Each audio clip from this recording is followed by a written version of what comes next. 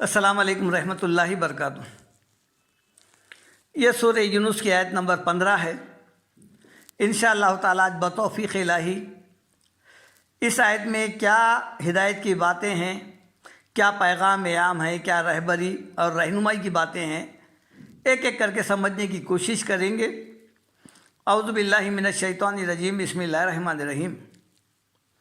وَإِذَا تُتْلَىٰ عَلَيْهِمْ آیاتُنَا بَيِّنَاتٍ، اللہ تعالیٰ ارشاد فرماتے ہیں وَإِذَا تُتْلَىٰ عَلَيْهِمْ، جب ان پر پڑھی جاتی ہے آیاتنا، ہماری آیتیں، یعنی قرآن مجید کی صورتیں، آیتیں جب منکرین حق کفار مکہ کے سامنے پڑھ کر سنائی جاتی ہیں، بینات جو واضح ہیں، بالکل کھلی ہے، ایک ایک حکم، ایک ایک آیت کا مضمون بالکل واضح ہے۔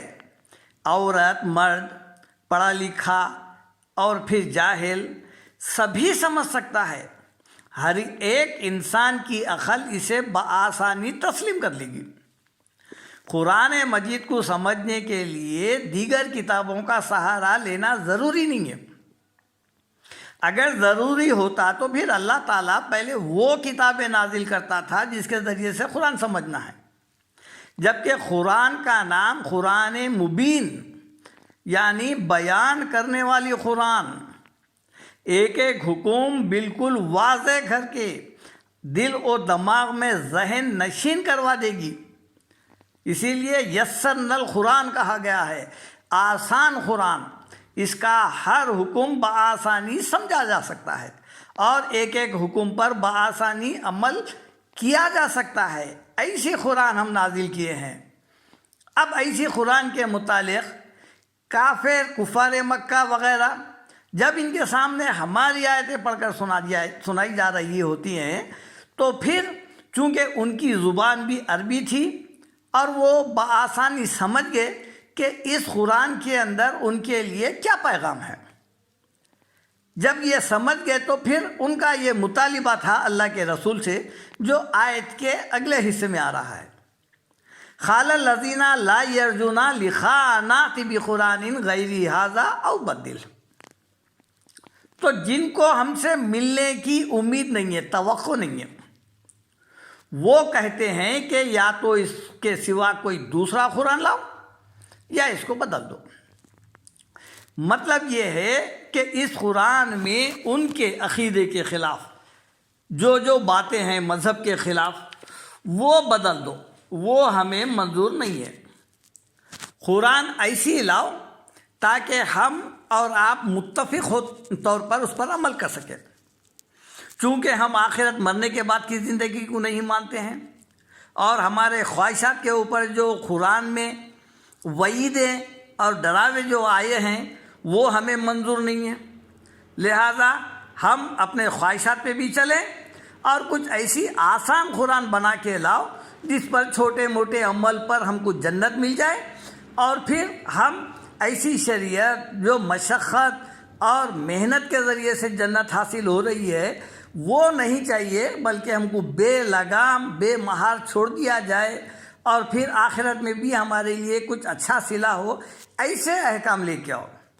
ایسی قرآن نہیں چاہیے جس میں ایک اللہ کی دعوت ہو، ایمان اور عقیدے کے مطابق پابند کیا گیا ہو۔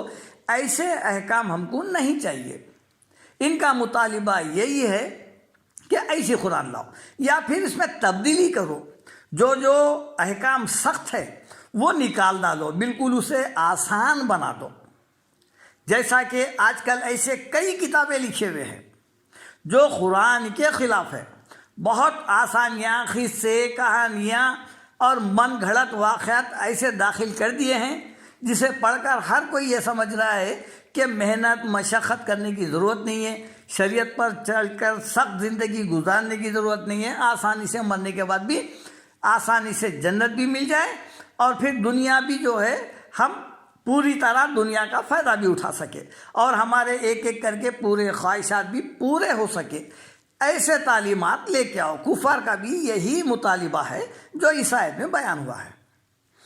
اللہ کے رسول کو اللہ تعالیٰ ارشاد فرماتے ہیں قل ما یکون لی ان ابدل لہ من تلقاء نفسی، اے نبی صلی اللہ علیہ وسلم آپ ان کو بتا دو، ان سے کہہ دو کہ مجھے یہ اختیار نہیں ہے، یہ پاور نہیں ہے، میں ایسا کام ہرگز نہیں کر سکتا کہ اس کو اپنی طرف سے بدل دوں۔ ٹھیک ہے، ان آیتوں کے علاوہ دوسرے آیتیں لے کے آؤں یا پھر اس میں ترمیم کروں، یعنی ایسے آیتوں کو نکال دوں جو مشرکان مکہ کو ناگوار گزر رہے ہیں، میں یہ کام نہیں کر سکتا، بلکہ ان اتبع الا ما یوحی الیہ، میں تو اسی قرآن کا تابع ہوں جو وہی میری طرف آ رہی ہے۔ قرآن کی ایک ایک سورت، ایک ایک آیت کا سب سے پہلے میں پابند ہوں، میں اس کے اوپر عمل پیرا ہوں، میں عمل کرنے والا ہوں، اور پھر میرے بعد جن تک پہنچ رہے ہیں جو اس قرآن پر ایمان لا رہے ہیں وہ بھی اس پر پابند ہے۔ میں اس قرآن میں زیر زبر پیش کا بھی تبدیل کرنے کا اختیار نہیں رکھتا۔ اگر میں ایسا کرا، ان عصیت ربی، اگر میں میرے رب کی ایسی نافرمانی کرا، عذاب یوم عظیم، تو پھر میں بھی بڑے سخت دن کے عذاب سے ڈرتا ہوں۔ میں ایسا نہیں کر سکتا۔ اللہ تعالیٰ نے جو ہدایت کے لیے، انسانوں کی ہدایت کے لیے جو کلام تجویز کر دیا ہے، میں اس کا پابند ہوں۔ اب ساری انسانیت کو، چاہے کوئی مانو یا مت مانو، ایمان لاؤ یا مت لاؤ، اسی قرآن کے آیات کے تحت زندگی گزارنا ہے، چاہے وہ آیتیں ان کے خواہشات پر اور ان کے ضمیر پر یا ان کے مذہب کے خلاف ہو، تب بھی اسے ماننا ہے، اور وہ جو قرآن کے خلاف ان کا عقیدہ ہے، عمل ہے، اسے چھوڑنا پڑے گا، تبھی وہ مسلم کہلائیں گے۔ اللہ تعالیٰ سورہ عنکبوت آیت نمبر 51 میں فرماتے ہیں، اسی کا جواب ہے، اس آیت کا جواب ہے، اولم یکفہم انا انزلنا علیک الکتاب یتلی علیہم، کیا یہ ان کے لیے کافی نہیں ہے کہ ہم نے آپ پر کتاب قرآن نازل کی ہے جو ان پر پڑھ کر سنائی جا رہی ہے؟ اس کتاب کے ہوتے ہوئے ان کو اور کتابوں چاہیے، آسان کتاب چاہیے؟ کیا ہم کوئی کتاب میں، اس قرآن میں ان کے لیے کوئی آسانی بیان کرنے سے چوک گئے ہیں جو اور آسان کتاب چاہیے؟ ان فی ذالک لرحمہ، بے شک اس کتاب میں ضرور رحمت ہے ان لوگوں کے لیے جو اس کتاب کے مطابق زندگی گزارتے ہیں، وذکریٰ، اور ساری کی ساری نصیحت کی باتیں صرف اور صرف اسی قرآن میں ہے، لقوم یؤمنون، اس قوم کے لیے، جو اس جماعت کے لیے جو اس قرآن پر ایمان لا چکی ہے اور اسی کے مطابق عمل کر رہے ہیں۔ اللہ تعالیٰ سورہ انعام آیت نمبر 105 میں ارشاد فرماتے ہیں، قد جاءکم بصائر من ربکم، یقیناً تمہارے پاس تمہاری آنکھیں کھول دینے والی کتاب، نیند سے جگانے والی کتاب، غفلت سے بیدار کرنے والی کتاب آ چکی ہے۔ بصائر، تمہارے پاس بصارت ہے مگر بصیرت نہیں ہے، وہ بصیرت جگانے والی کتاب آئی گئی ہے۔ فمن ابصر فلنفسہ، اب اس کتاب کے آنے پر اس کے مطابق جو زندگی گزارے گا، عمل کرے گا، اس شرعی احکام پر عمل کر کے زندگی گزارے گا، تو اس کا فائدہ اسی کو پہنچے گا۔ جو آنکھیں کھول دیا، جاگ گیا، ہوشیار ہو گیا، خبردار ہو گیا، اس کا فائدہ اسی کو ہے۔ ومن عمیہ، اور جو اس کتاب کو ترک کر دیا، چھوڑ دیا، غفلت میں رہا، اندھا بنا رہا دنیا میں، اس کا اندھے پن کا عذاب فعلیہا، اسی پر پڑے گا۔ وما انا علیکم بحفیظ، اے نبی صلی اللہ علیہ وسلم آپ فرما دو کہ میں تمہارا کوئی نگران نہیں ہوں، میرا کام تھا یہ قرآن بذریعہ وہی جو مجھ پر نازل ہوا ہے تم تک پہنچا دوں، میں نے پہنچا دیا، اور اہل ایمان بھی دوسروں تک پہنچا دیے۔